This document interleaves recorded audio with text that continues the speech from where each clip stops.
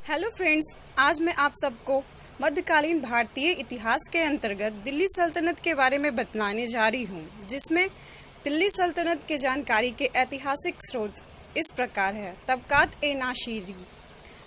ए नासिरी की रचना 13वीं शताब्दी में मिन्हाज उस सिराज के द्वारा फारसी भाषा में की गई थी और इसमें मोहम्मद गौरी से लेकर नसरुद्दीन महमूद के शासनकाल तक की जानकारी प्रदान की गई है।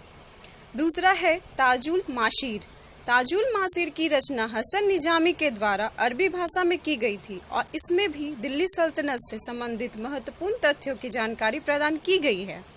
तीसरा है तारीख ए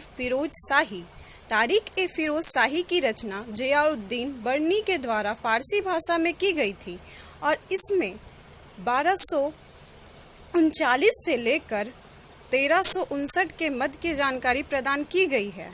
चौथा है खजाइनुल फुतूह की रचना आमिर खुसरो के द्वारा की गई थी और इसमें अलाउद्दीन खिलजी के शासनकाल के कुछ महत्वपूर्ण घटनाओं का उल्लेख किया गया है।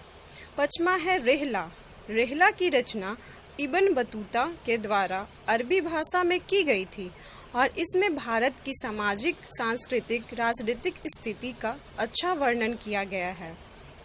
आगे हम दिल्ली सल्तनत के बारे में जानेंगे।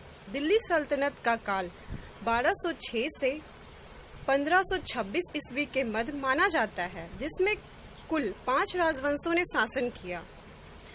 पहला गुलाम वंश, दूसरा खिलजी वंश, तीसरा तुगलक वंश, चौथा सैयद वंश, पांचवा लोदी वंश। दिल्ली सल्तनत की स्थापना का श्रेय गुलाम वंश के शासकों को प्रदान किया जाता है, जिसमें कुतुबुद्दीन ऐबक को दिल्ली सल्तनत का संस्थापक तथा प्रथम शासक माना जाता है। दिल्ली सल्तनत का वास्तविक संस्थापक इल्तुतमिश को माना जाता है।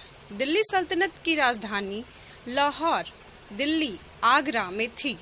दिल्ली सल्तनत का प्रारंभ गुलाम वंश से और अंत लोदी वंश से हुआ था।